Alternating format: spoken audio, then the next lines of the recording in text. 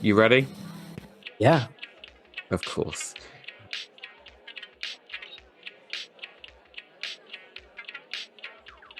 Welcome to the Tailoring Talk Show with your host, Roberto Revilla, bespoke tailor, menswear designer, and owner of Roberto Revilla London Custom Clothing and Footwear. I activate your superpowers through the clothing I create and the conversations on this podcast. We will meet self-starters and creators to learn about their journeys while they share valuable lessons to help you be the very best you can be. Please support the show and my guests by subscribing, and it helps so much if you take a few seconds to leave a rating and a review. Joining us today is a trailblazer in online business and AI technology. Since 2010, he's used AI tools like ChatGPT and Midjourney to build a digital empire, authoring ChatGPT profits and amassing a 100,000 plus mailing list. He specializes in helping entrepreneurs leverage AI to replace their 9-to-5 income with successful programs like AI Freedom and Fractional AIO. A best-selling author of over 300 books and a celebrated podcaster, he turned a career setback into a thriving business from a tropical island. Tailoring Talkers, let's welcome the digital entrepreneur who turned adversity into opportunity. Here to hopefully simplify all things GPT and AI for you, Jonathan Green. Welcome to the show. How are you? I'm good. How are you doing? Thank you so much for having me. I'm pumped. You probably sent me. Okay, so for a bit of context, listeners, it might be a bit echoey and I apologize for that. I moved house between Christmas and New Year. We started packing on Christmas Eve. We moved just before New Year's Day, and it has been a stress fest the last few weeks. I do not have my new studio set up, so I'm talking to you from the kitchen island. It is a bigger house. It is much more echoey in here. I don't even know if that's a word. But Jonathan is my first guest of the New Year's, but I've been particularly excited about. GPT has been my best friend recently because it has been helping me to get a lot of things done, but I don't think I'm using it in the most effective way that I could. And I'm sure a lot of you are probably nodding your heads right now, and he's going to help us work all of this stuff out. Jonathan, thank you so much for joining me today. Now, your accent does not betray where you are based. Yeah, I've lived so many different places. I lived in Los Angeles till I was 10, then Tennessee till I was 18. Then I bounced around Eastern Europe, Eastern America. Then I lived in England and then Wales and then Japan and all over the South Pacific. So I'm one of those people whoever I'm talking to, my accent will start to sound like them. It's not intentional. It just happens. So when I was living in Wales, I had a little bit of a Welsh accent, and it's just Yep. become, I think it's because when you grow up in Los Angeles, you have the accent of movies. So people don't detect an accent. It's like, no, it's only because you hear it in movies all the time that it's the LA sound. But that's kind of my baseline accent. And yeah, and of course, I have a bunch of things I say because my wife's first language is not English. So my kids are all bilingual or trilingual, and I have a tendency to have like a lot of mixed language stuff when I talk to them. So I do sometimes say words incorrectly in English because I'm saying actually the foreign version of the word. I realized the other day I kept saying skeleton, and I was like, well, that's not a word. It's not that I don't know. And it's like, as an author and a writer, people expect you to never misspell a word and never mispronounce a word. I'm like, no, I'm a writer, not an editor. And yeah, it just all comes out because I've just been traveling for a very long time. Yeah. And you're based in the Philippines now? Yeah, I live in Southeast Asia, so I'm always bouncing around. Right now, we're living on a small little vacation island, and we've just been here for a couple of years, and we're just every once in a while we move around. We're looking at a couple of new islands next, but we always end up on an island. That's why I like living on Wales. I live right on the coast, and that's why I like Japan, island nation. So I'm definitely someone who always wants to live on an island.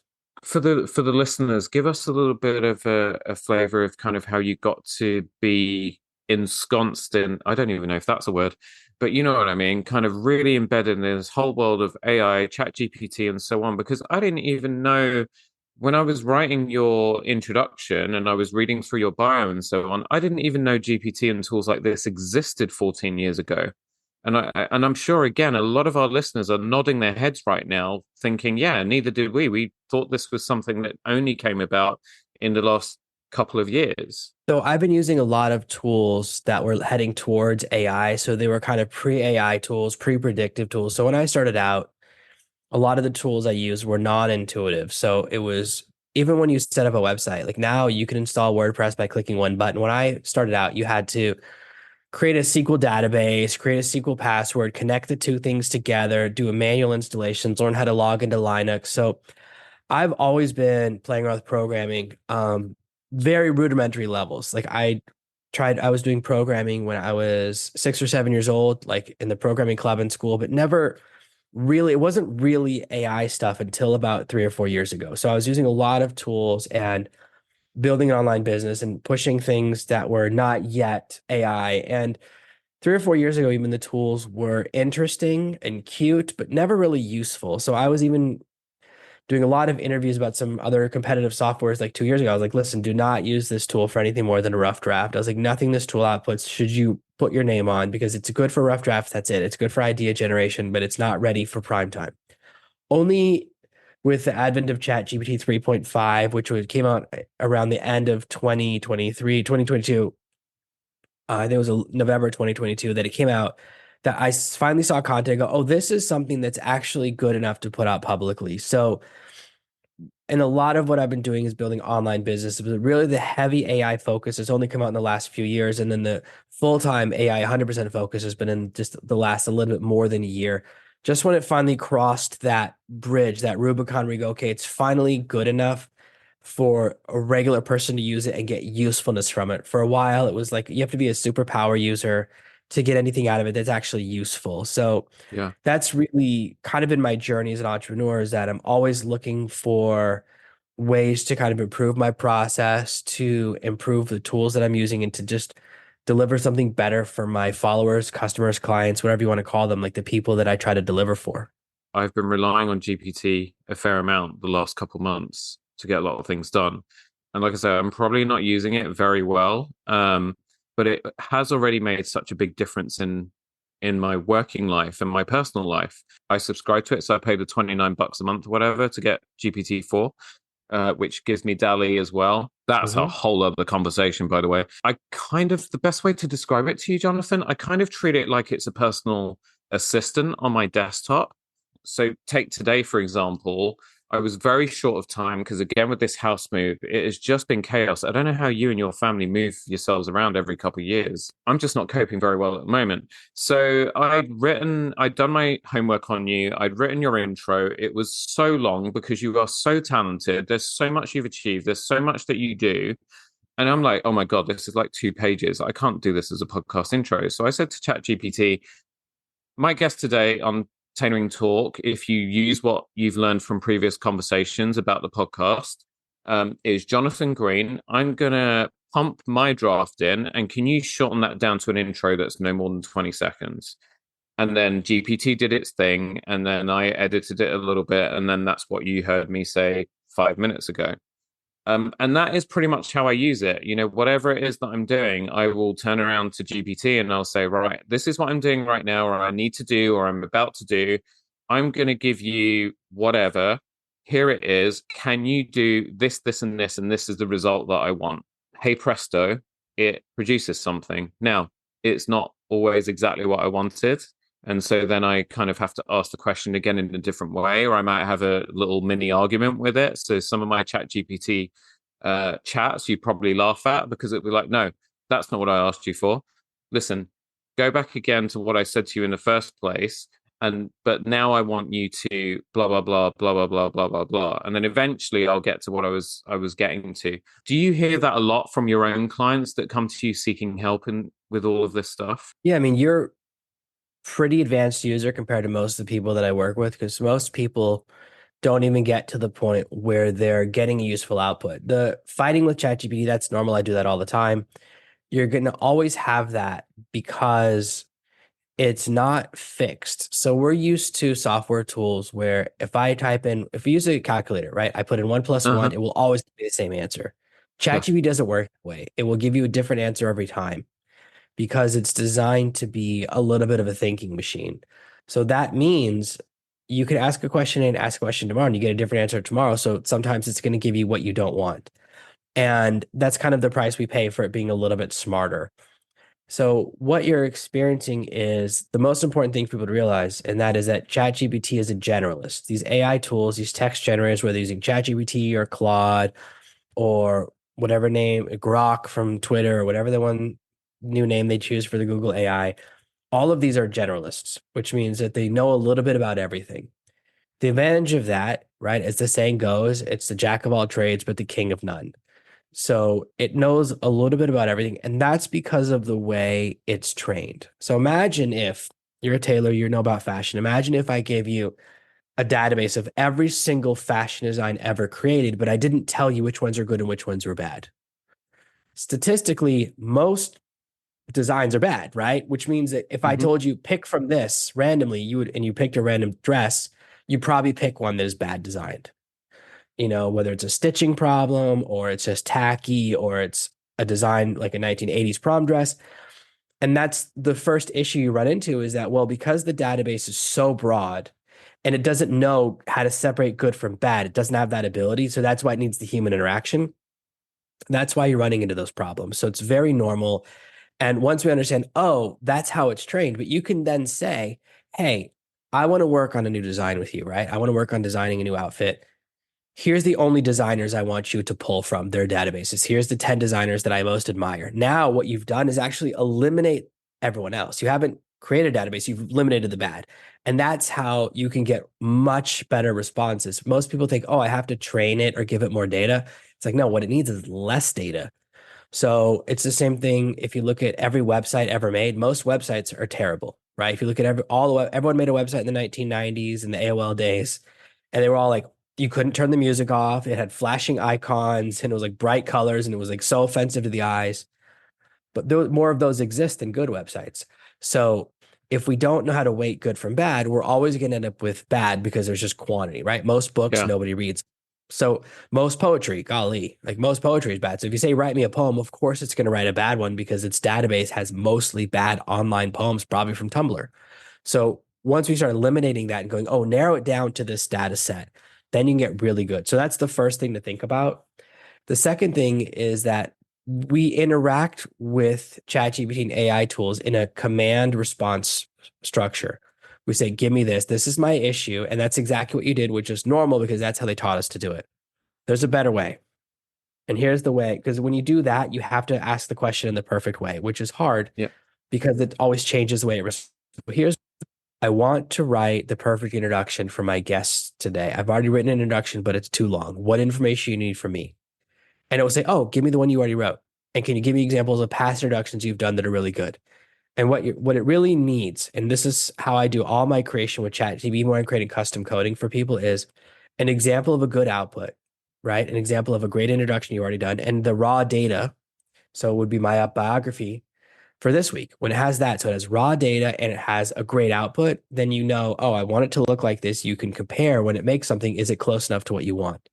So I like to ask in the form of a question because it moves ChatGPT into interrogative mode, which just means Yeah. conversation mode. The way it's designed is that ChatGPT never thinks you will ask a follow-up question. It's designed to always answer your question with the assumption you won't answer a follow-up. So if you ask a bad question or give a bad prompt, it won't tell you that because then it's like a genie with one wish. It can't waste that one wish. But as soon as you switch to ask me questions and say, if you need more information, tell me, it goes, oh, you've given me Uh, permission.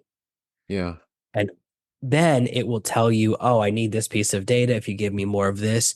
And it means you don't have to be a genius. Now ChatGPT can be the genius. It moves the pressure on you from being a prompt engineer, like coding prompts, all of that stuff makes me crazy. I'm like, I don't want to learn a new language because they change.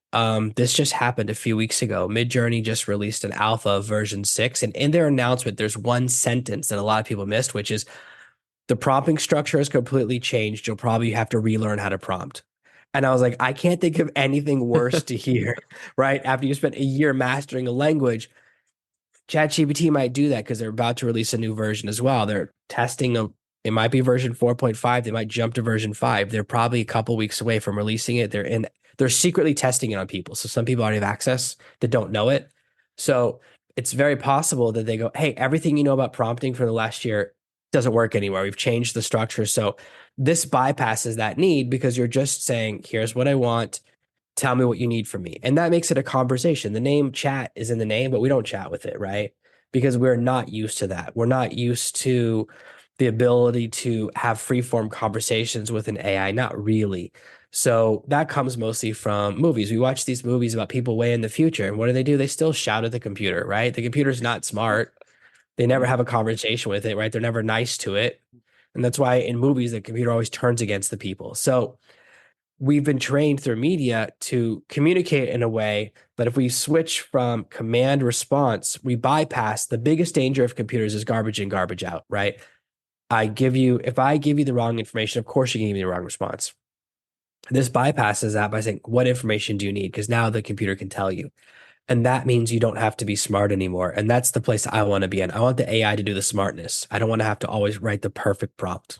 Absolutely, I love that, and I also love your analogy of the genie. Because we've all kind of wondered what it would be like to have a genie standing in front of us, giving us three wishes, and you don't want to waste a single one of them, but you've got to be so careful with what comes out of your mouth because you could just make him go poof just like that. And I know I've had instances with GPT where it's been like this is a task that I'm about to do, and I need your help with it.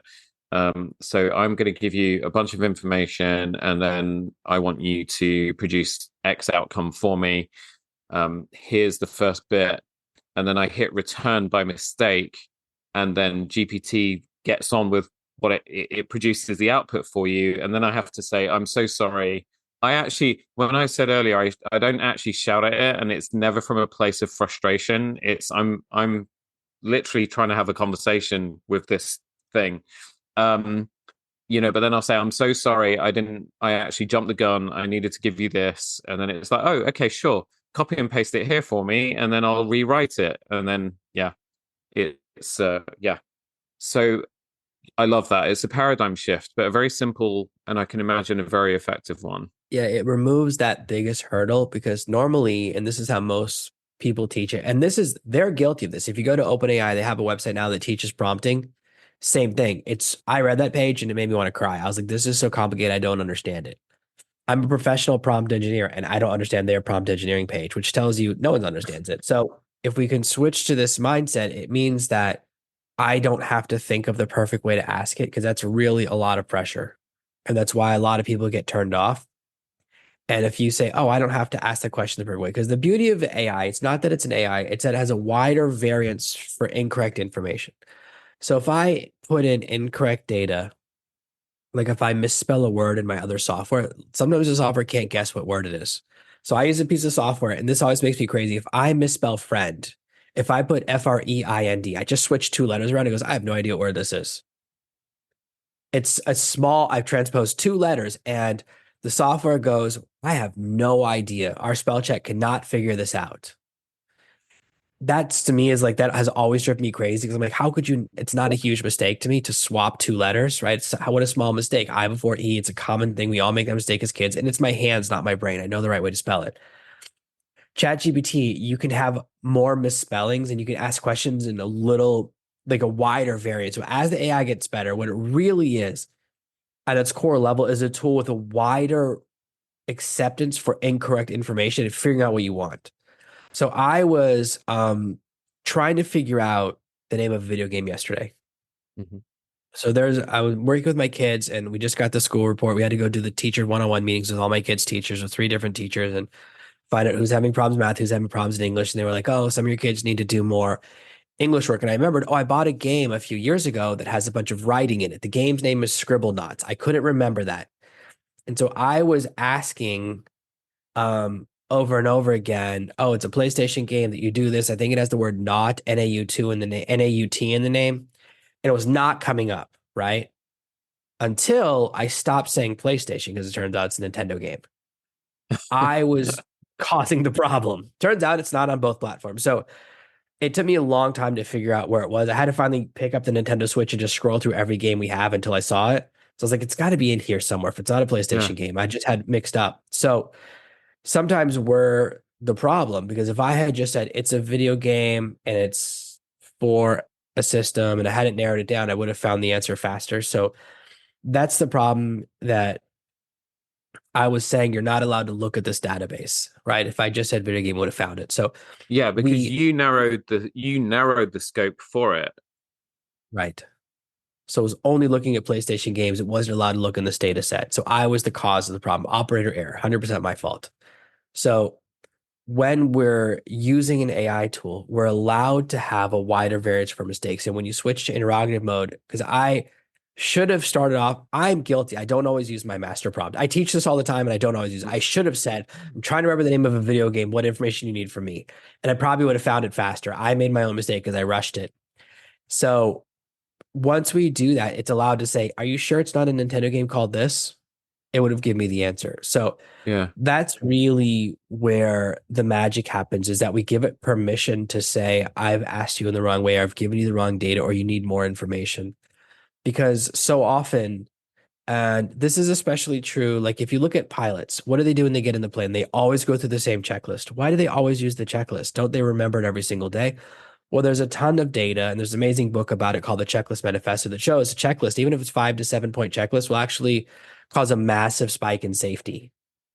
They did a bunch of tests in hospitals, and even hospitals in third world countries. The infection rates dropped to near zero as soon as they added in surgery checklists. So it makes a huge, amazing difference. Without a written down checklist, and one of the rules of checklists is you have to say them out loud or they don't work. That's part of it. It was very interesting in the study. So I will forget something that I know all the time. I forget my own rules, or like if there's a 7 step process, sometimes I'll just mix up 2 or I'll do 6 or I'll do one out of order. It happens, right? But if it's written down right next to me or I'm following the steps, I'm not going to make that mistake. So the cool thing about an AI is that it will always ask you for the steps in order. It won't make that mistake. It has that consistency. So even for tasks where I'm an expert, using the structure ensures that it generates that checklist or that data that I need to give it. So it'll say, I need these pieces of information. And that ensures that I don't forget one piece. Because if I give it 3 pieces of information instead of 5, it will still give me an answer, it just won't be as good. Let's because another question that crops up a lot is this perennial debate between whether you should be paying for GPT-4 or just going with the free version. I know I decided it was $30 a month, and like, so what? Because it has saved me so much time already, even in the rudimentary way that I've been using it. That that $30, it was like a no-brainer, And when I upgraded to GPT-4, suddenly it gives me all these other tools that I could start playing around with, like DALL-E, and I now have this explored GPTs thing. I've just opened GPT-4 up and I'm just having a look here. So this has all of these different things, Yes. which I'm sure you're going to describe to me. But I've now got all these different headings. Like I can search public GPTs. What does GPT stand for? Remember earlier I told you that they always make terrible decisions. They have no UX designer, no onboarding designer. Here's what's happened. Yeah. So what they've said is, hey, let's call bots GPTs. So what you're actually looking at is Chat GPT, GPTs, Okay. which is literally the worst way you could name anything, right? Like Yeah. there's nothing more confusing than calling something inside of a tool the same name as the tool. So that's what you're experiencing is what they've done. And I actually made a video about this the other day. So what they have is a store. I build GPTs. That's a huge part of what I do. I've called them cyber staffers. That's when I talk about my product, cyber staffing agency.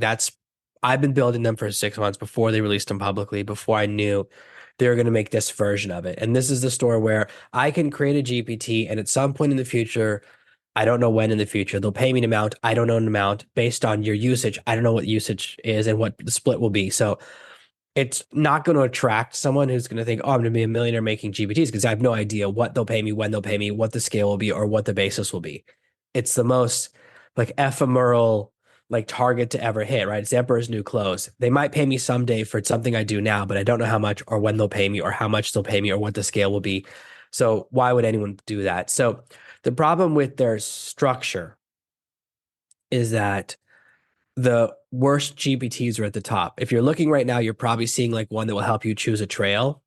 There's one for like design a tattoo for me, and there's one for choosing a running Yeah. trail. All trails, consensus, code Yes. tutor, books. Who cares? Yeah. So what they tend to do is they tend to put the ones that are the most useless at the top because they have the broadest appeal. So if you're trying to find a trail to go running on, why would you use ChatGPT when you can use an app? There are apps right now that are purpose built for trails, and use your phone.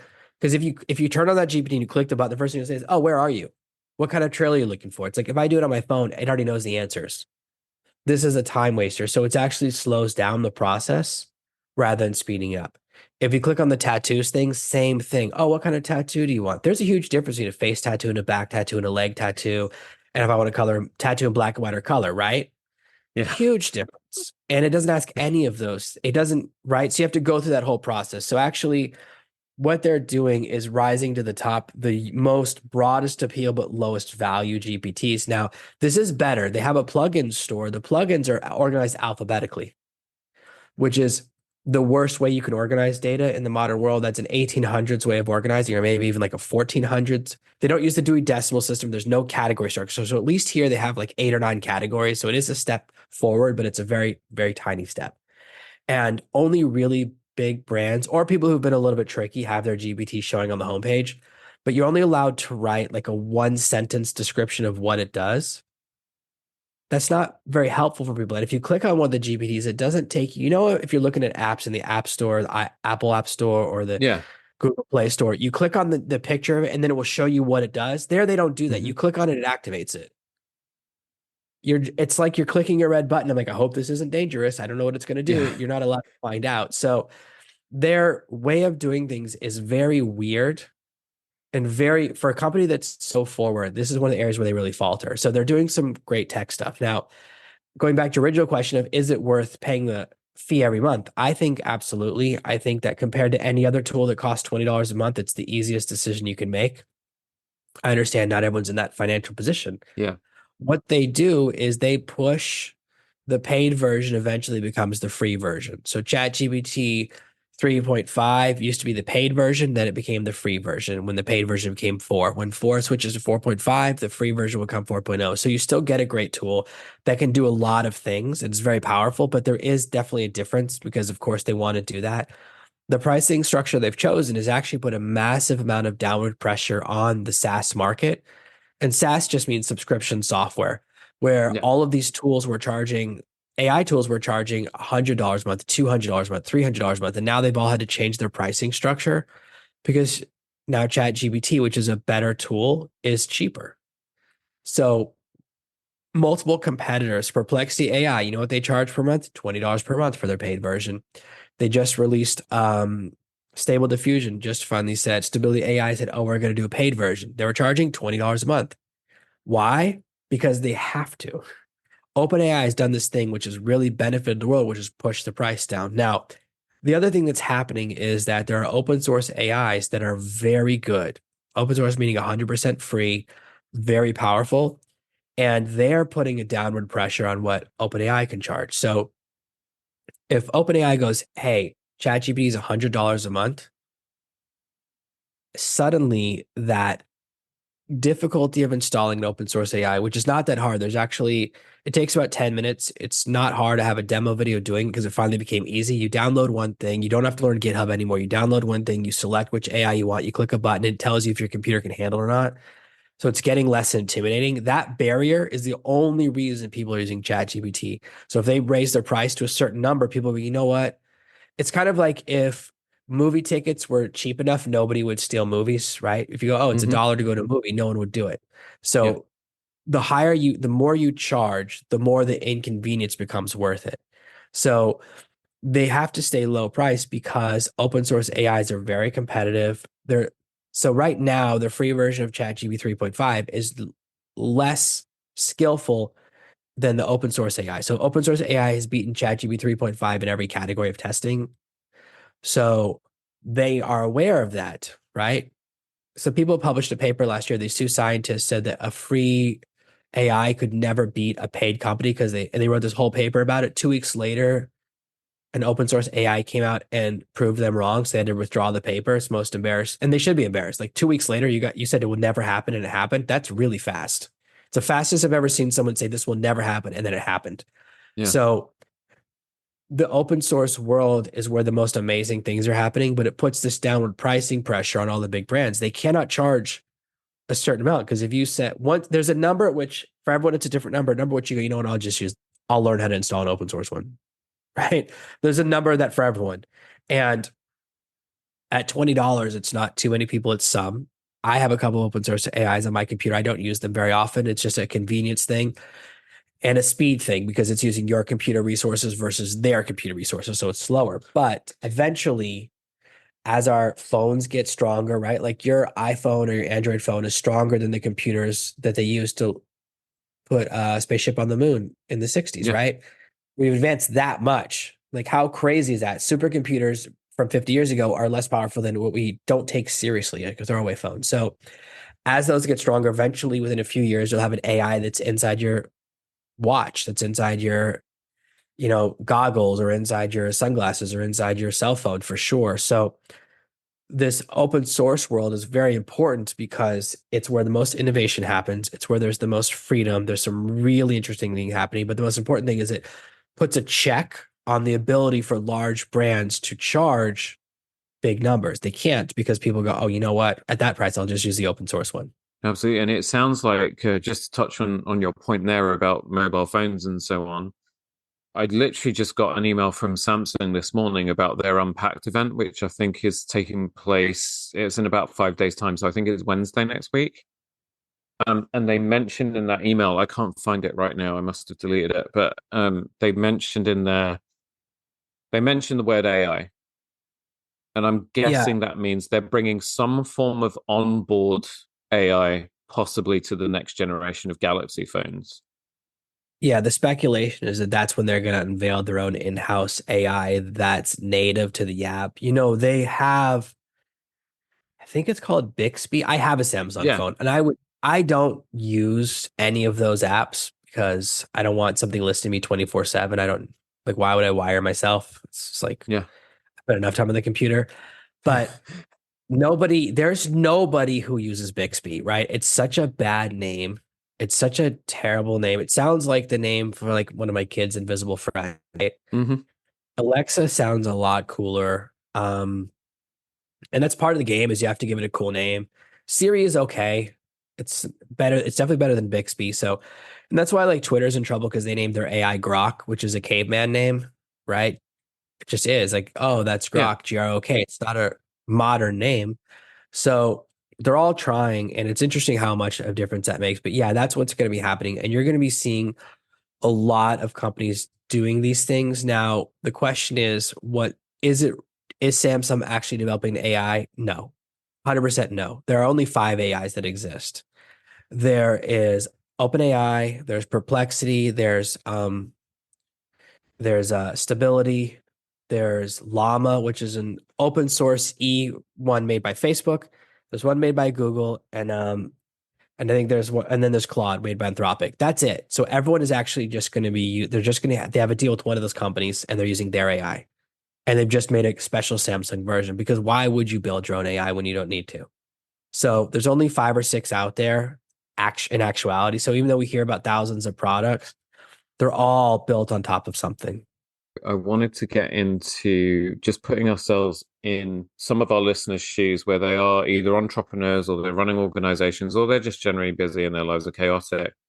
And Mhm. they have been, from some of the conversations I've had recently, kind of looking at the whole AI thing and GPT and wondering, where they even start trying to bring it into their lives and integrate it into their lives to start helping them be more efficient, to do more in less time. Where would you kind of handhold someone and get them started off? Is it as Yeah. simple as sign up for GPT-4, install it, get the web app on your desktop, and just ask it anything that you have to deal with, just get on with it? So I love this question because this is where a lot of people have tried AI once and bounced off of it because they've had a bad experience. And what I'll say is that before you grab a tool, you want to have a strategy. You want to go, what am I going to use this for? So there are a lot of productivity tools out there. Have you ever seen like, oh, I spent 20 hours learning productivity last week, and it's like, but you didn't get anything done. Yeah. And I sometimes fall into this. So I've just gotten a new tool for my desk that just gives me buttons that I can push to do different things. Like it has, I can push one button now to switch from speakers to headphones, little things like that.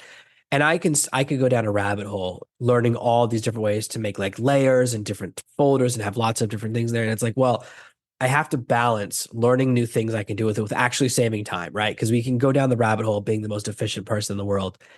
And the people who teach efficiency, well, that's why they're so efficient because all they do is teach efficiency. So it's a rabbit hole to go down. I don't need to do so many things that are super, super efficient. But I'm always interested in that balance. So before you choose anything, you want to think, well, what's my ideal goal? Because then you can achieve it. If it's like when I was in high school and I would get angsty, I'd go for a drive and I would just go in circles because I wasn't going anywhere. Yeah. And that's what will happen is if you approach ChatGPT with no strategy, you'll get no result. So the way I teach people, and this is what I tell everyone, is what do you do every week that if you could get that time back would be the biggest win? Not the coolest thing you do.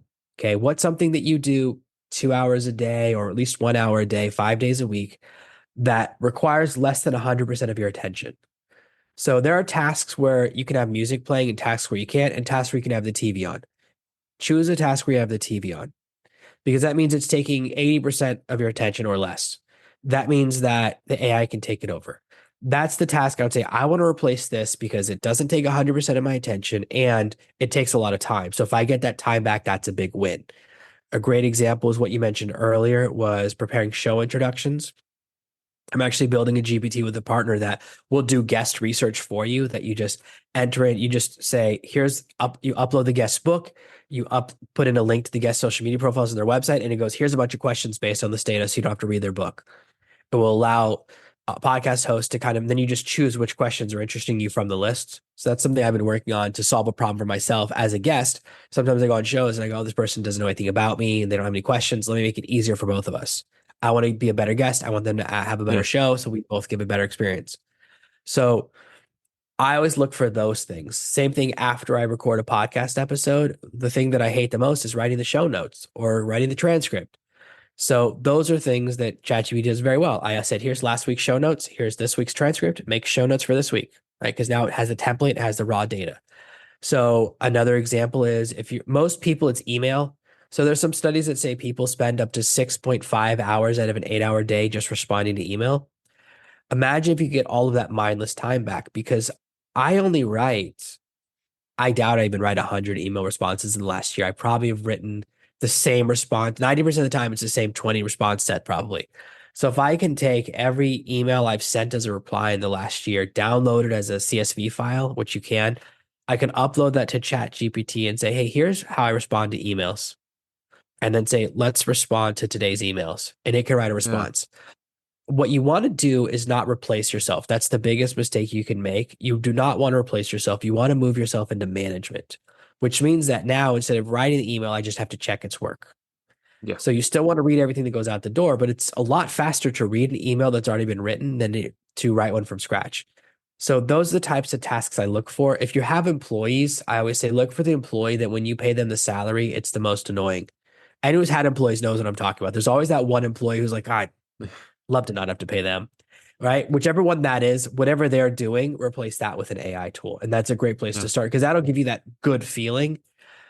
The mistake a lot of people make is they go, here's the coolest thing I saw on a video I learned how to do that's really interesting. Like I have some videos showing there's some really cool things you can do with graphics where you can get an image made with text in it, then you can fix it using another tool that uses an AI to let you edit text and you can make it really cool. That's not useful unless you're in the print on demand space. If you're doing print on demand Yeah. t-shirts, useful. Anywhere else, not really useful. You'll use it once a week or once a month or once a year.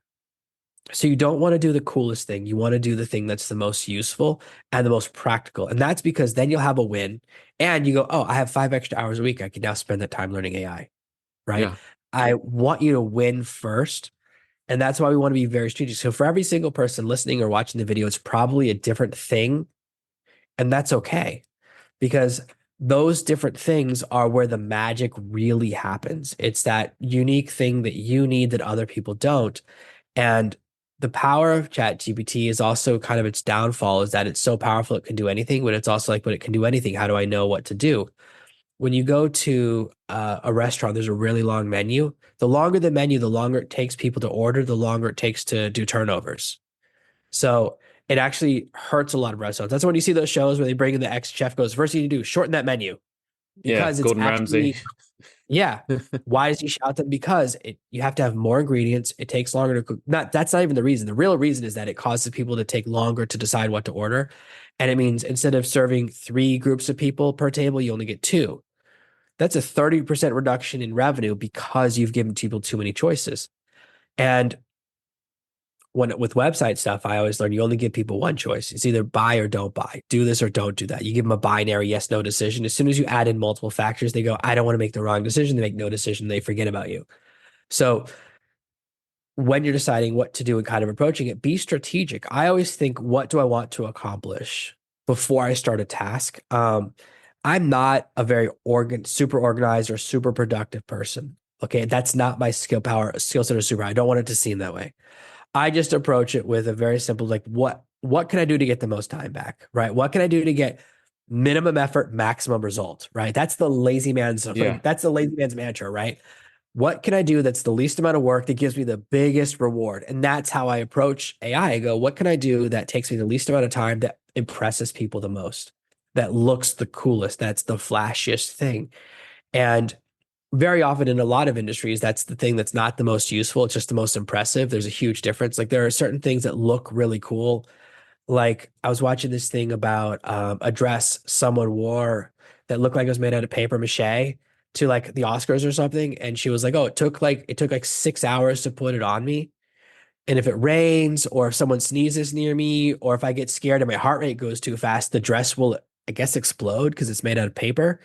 That's not useful, right? That's a single use, very cool thing, not practical. Yeah. You could never sell that in the real world. But that's the kind of game that we get caught up in sometimes. And that's why a lot of people and a lot of the videos you see that will trend are very cool things you can do. But if you're not in that market, don't learn that skill. Like I have a book, my book, ChatGPT Profits, which has it teaches a bunch of different skills. It's not meant to be read like a novel. It's meant to be look at the type of contents, go, I want to learn Yep. skill 18, jump to that chapter. Okay. Yep. It's an instruction manual, not let me learn everything, single thing, right? Don't be a generalist. Be really good at one thing and you'll get the really best results because it is a slightly different thing. That's why I teach a broad number of things.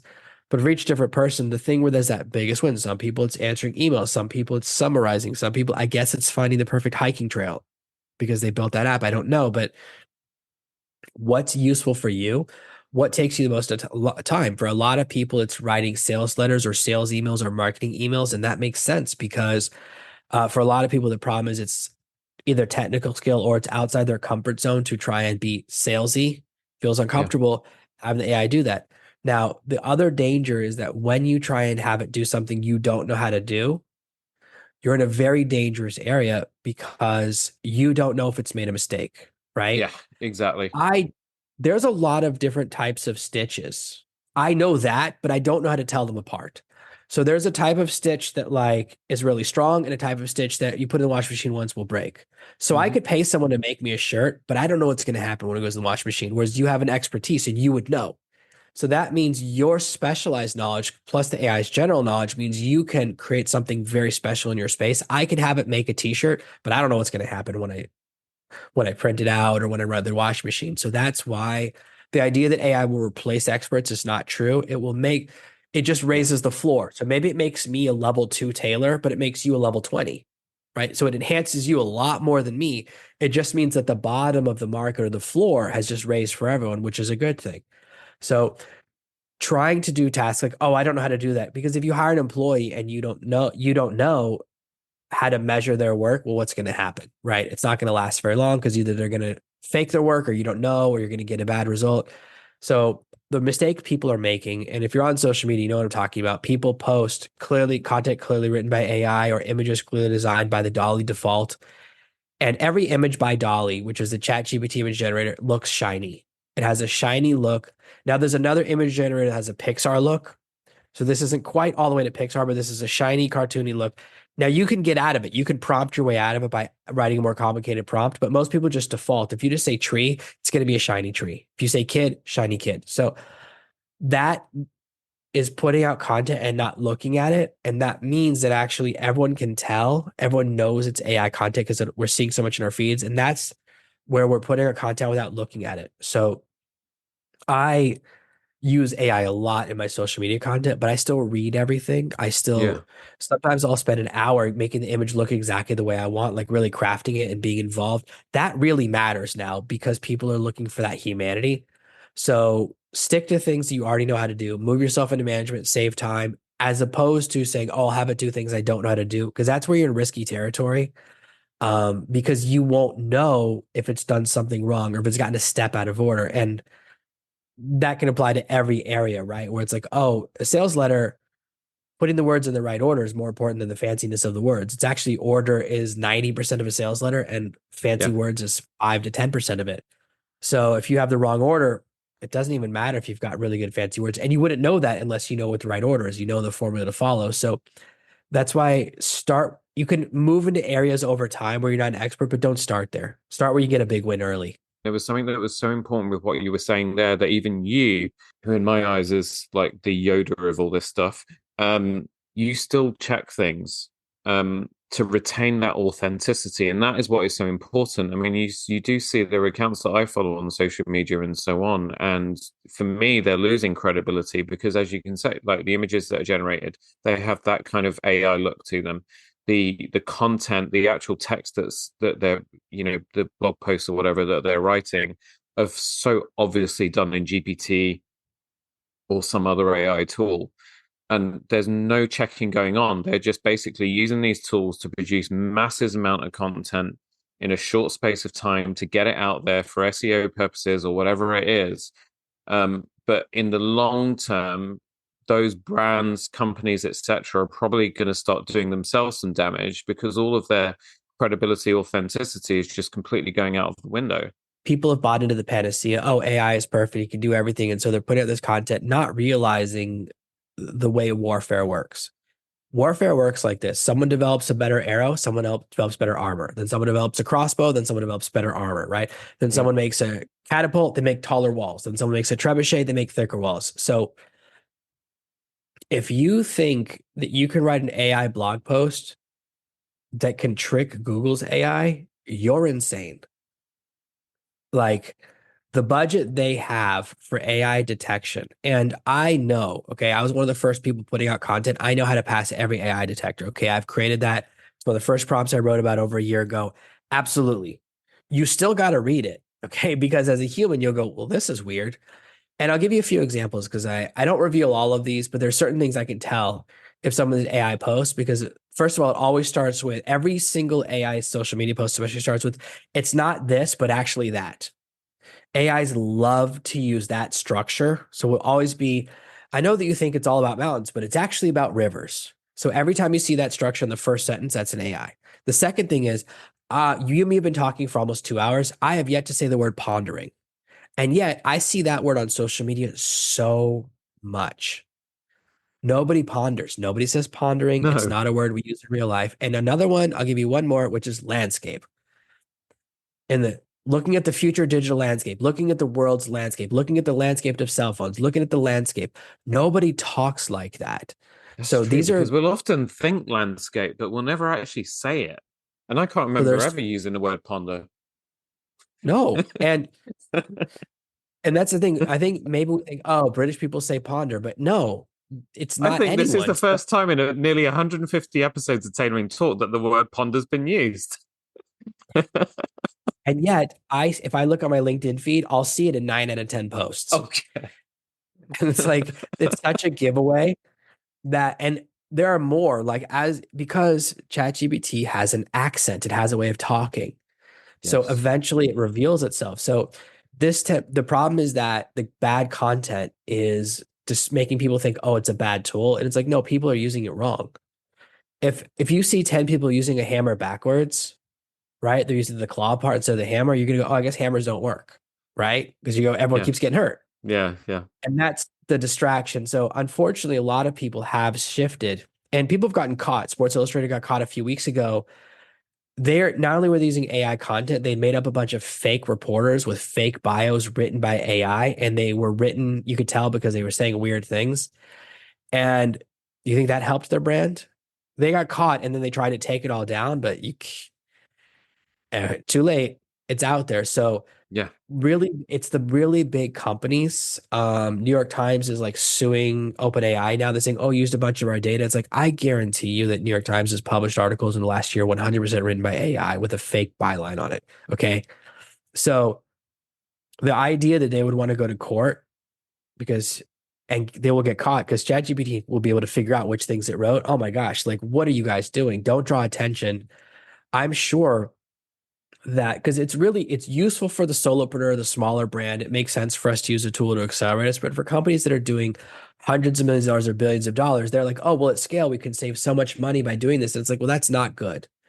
And all they're doing is just decreasing their credibility. And that's what's going to happen. More and more people are going to get caught in the coming years. So you can get caught, you can get away with it for a little while, but when you get caught, it can get really, really bad for you. And so I don't encourage anyone to publish something you haven't read. And this is important. So I have a really complicated AI prompt to make it talk like me because ChatGPT, even though it wasn't supposed to, they did train it on my book. So ChatGPT's read at least Right. one of my books, which it's not supposed to do. It's supposed to only use the wide internet. Probably what happened is somebody downloaded my book from 2016 and uploaded it to a random website as a PDF, and that's what ChatGPT scanned. I'm going to Right. give them benefit of the doubt that they didn't actually steal the book and do it, but Yeah. Yeah. I could fight against them and I could sue them and say, hey, why am I in there? What are you doing? But I was like, that's silly. I'll never win, right? That doesn't work. You can't put the genie back in the bottle. Two genie metaphors in one episode, right? You can't, they tried to stop people from exchanging music online 25 years ago. That didn't work. We're Yeah. still doing it. So I created a bot that's my exact personality. Well, guess what? I get into fights with him all the time because I'm like, hey, stop. This is why I don't want to twin, right? It's like there's Mm. nothing worse than the person with your exact same personality. Even then, I still have to check the work because sometimes he'll rewrite. I used him to edit my last book. I said, oh, this way. And he does what I do, which is I have a problem when I'm editing. I constantly rewrite instead of just edit. So I can't get mad because the bot's correct. That is what I do. Like I made a bot that acts like me that uses my worst parts of my personality. So I went through that conflict, but I still have to read everything because sometimes an AI will drift. There are different, some people call this dreaming.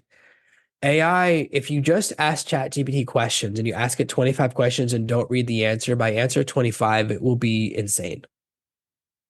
It's the best way to describe it. It will go Yeah. full insane. And Yeah. you have to, so it will get better. And eventually you can ask it, and eventually it'll be 30 questions before it goes insane, and then 50. But it drifts and starts to say things, and people call it dreaming because it's so far off of what you asked. And you have to watch and you have to do guide rails and say, no, stay on track, no, stay on track, no, stay on track, and that kind of stuff. So the human interaction is still a critical element, but the temptation to just crank out lots of content. And that's the thing is why smaller creators are flourishing right now. It's like, I would rather, like when I just hired a coach to help me grow an area of my business. I'm working directly with that person. I'm not doing phone calls with a certified coach on their team. I don't ever do that. I want to work from a person. I don't want to work with someone who's not an entrepreneur. I don't want to work with an Yeah. employee because it doesn't feel the same, Yeah. right? When you're the entrepreneur, it's all on you. Yeah. If I don't have a good month, my kids don't eat, right? We don't can't pay the mortgage, we can't pay the rent, Yeah. we can't pay the school bills. So that's a pressure that employees don't feel, right? Employees get paid whether they not based on performance, right? They get paid based on time. So when an employee does a bad job, you still got to pay them. So that's something that's different. So I would rather hire a smaller person where I can actually speak to the person who's the expert. So there are large brands, right, where they have these huge coaching programs and all these things, but you never speak to anyone close to the top person, right? And that's the Mhm. difference. So smaller creators now are having a huge opportunity. I believe that the fracturing is going to get bigger to where people are going to have followings of 1 to 10,000 people, and they're actually going to interact with all 10,000 of those people, and they're going to have a good business, a solid business, and also every single person gets a good experience. If you message me, I reply to you. At a certain size of audience, that no longer is an option. So I have friends who are that big. I even have friends who've gotten so big, someone else runs their Facebook, and that's weird because you go from talking to someone about something you did in college to suddenly their VA is talking to you through the same chat. Mm. And I'm like, okay. And it just happens at scale. There's a certain point where you're so big that you can no longer interact with your audience mathematically. It's why I'm always interested by people that leave comments on Instagram. It's like if you're the 500,000th comment on a woman's bikini picture, mathematically, she can't reply to every comment because there's not Mm. enough seconds in the day. If she spends 1 second replying to a comment, it's still not enough time. So I'm always interested by that, by people that want to be the 1,000th comment, because it's impossible mathematically for the person to ever notice you because there's too many comments. But Yeah. people sometimes do silly things. I think that's going to disappear where you go, oh, I'd rather comment on someone who has 10 comments. Maybe they'll reply. So I think that, and I think that's a good thing. So the way ChatGPT and the way it's meant is to empower small people, not to empower enterprise to continue to crush the small people. And fortunately, people at enterprise and large company levels are so dumb and so out of touch that they're like, "Hey, replace our entire reporting staff with AI, publish whatever the AI writes because the AI is a genius because I heard that from a commercial." And they're putting out really bad content and it's going to kill a lot of these big brands, which is only a good thing for regular people and regular brands. So I'm okay with it. I want those brands to disappear too. And that answers the question, why entrepreneurs should start using AI tools used correctly from point of view of something that can aid you rather than something that potentially is going to replace you, compete with you, whatever. They kind of give us almost not a silver bullet, but certainly they give us more of an advantage than we've ever had before when we are going up against the big guys, the enterprises, and so on. Yeah, it's really leveled the playing field. The Yeah. advantage, here's a simple example. So if you think about for a long time, if you want to get a cheap article, you pay someone from a country where it's not their native language, right? You hire someone Yeah, from or you go India, to someone from Fiverr or Philippines, something. right? And you're going to get, if you get a non-native English speaker, the article's cheaper, but the quality is lower. That's gone because with ChatGPT and free AIs, every single one of those people now speaks perfect English, right? So it's affected the bottom of the market more than the top. Because now those people who can write a good article in their native language, they can now translate. The quality of translations just skyrocketed in the last few months, in the last few years. That's a huge game changer with the AI tools. It's so good at translation now, right? So these people before that would make like a grammatical mistake, like my dissertation was about how you can detect what someone's native language is by how they use idioms. So in English, we say catch a cold. In other languages, they'll say lick a cold or drink a cold. It's like if someone said lick a cold, you know right away, you go, well, that's not English, right? It's a massive giveaway. That's gone. That means all of these people before at the bottom of the market, they just got moved up a little. So I think that's what gets me excited. They're the ones who are going to help the most. So a lot of these areas where before you had no chance to enter, because it was really hard. Writing your own sales letter, really hard before. Now you have a chance. Writing emails, now you have a chance.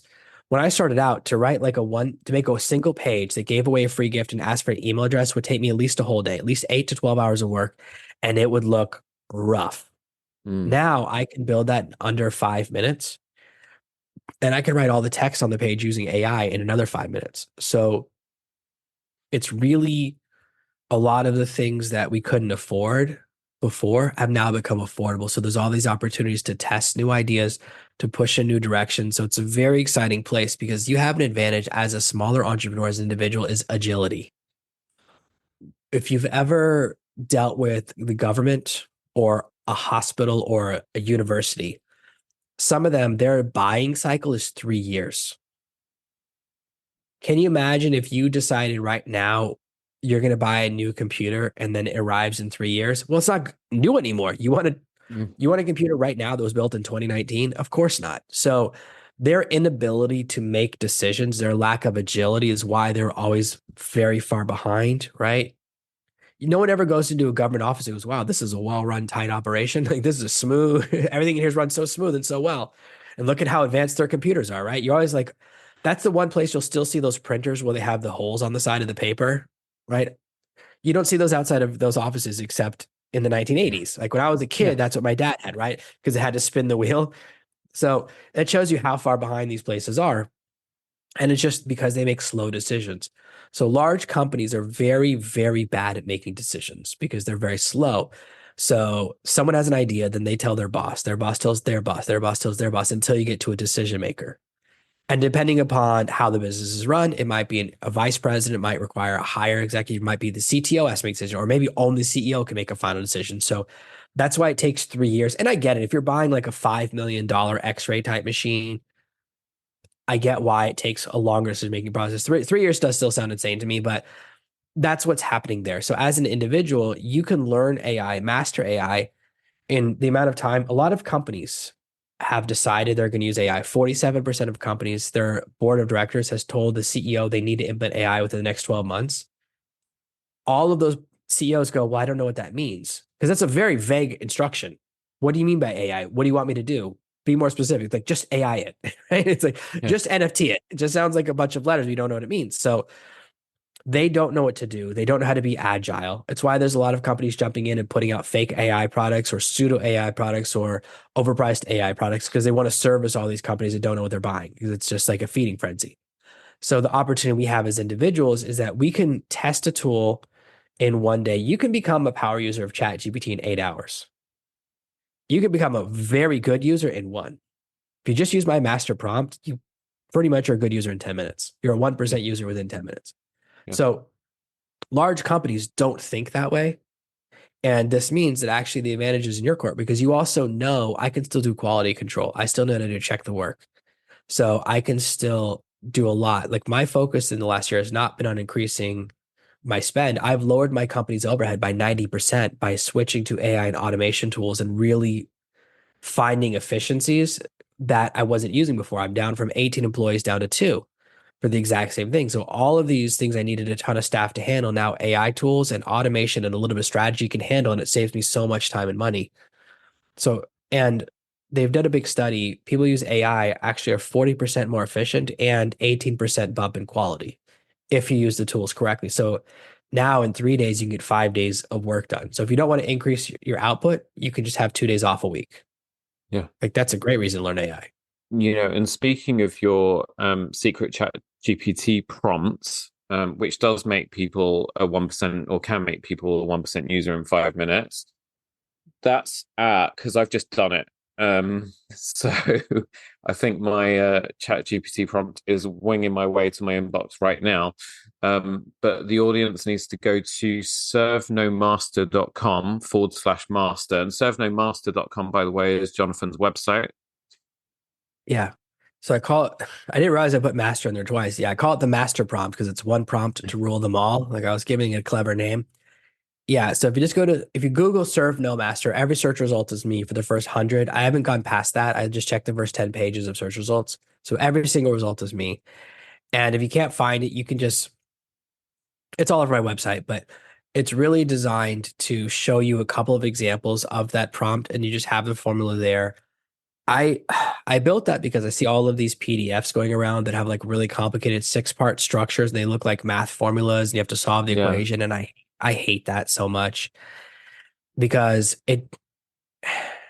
what's the point of a tool that's supposed to make things easier if I have to learn like a new language to use it first? Like that drives me crazy. So I'm always looking for the again, minimum effort, maximum result and that's where I developed this prompt from.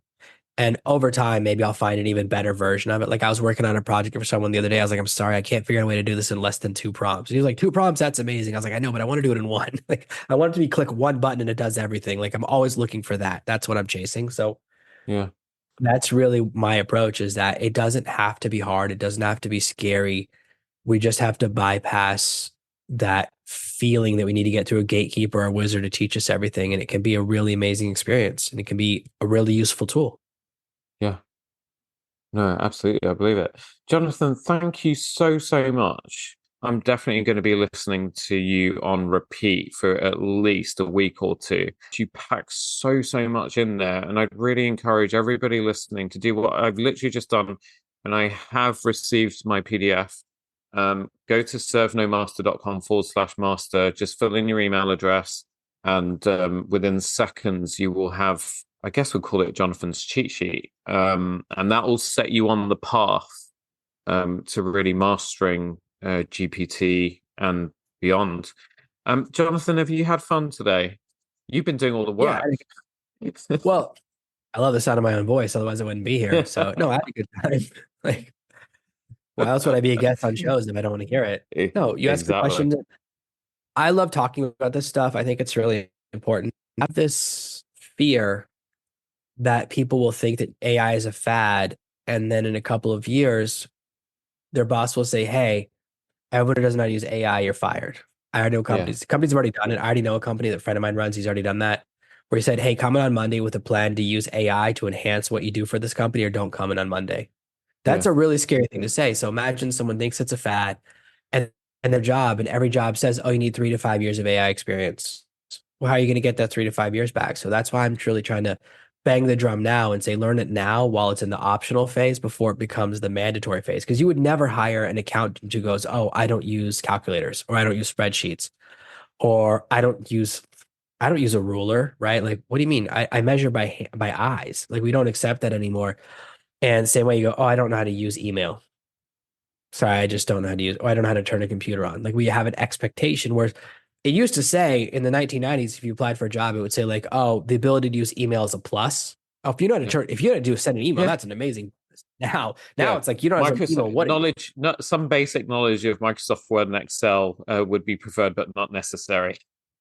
And now it's like so mandatory they don't even put it in the description. Yeah. It's like, oh, if you don't have that, don't even show up. So that's going to happen with AI. So I want people to start learning it now while it's still in the fun phase before it's in the mandatory, I'm about to lose my job phase. So I want people to learn it now. It's a lot less stressful. Yeah. Yeah. And that's definitely the camp that I'm in. Because I know that most people in my industry won't even be bothering with it at the moment, because they don't think it's going to affect them right now. Um, Jonathan, thank you so much once again. I'll make sure that I've got all of your links in the show notes. And thank you all so much for joining Jonathan and I on this episode. Don't forget, Tailoring Talk is on Instagram at Tailoring Talk Podcast. You know I love feedback, so email me at tailoringtalkpodcast@gmail.com. And very important, remember to subscribe, rate, and review, and click that share button in your player to send this episode on to people you know who will get some help or be inspired by what Jonathan discussed today. And I know all of us know a lot of people that are keenly trying to navigate their way through AI waters right now. If you're enjoying Tailoring Talk, want to support the show, you can do so at the link in the show notes. Have a great week. Be good to each other. Go and get your secret ChatGPT prompts, and I'll see you on the next one.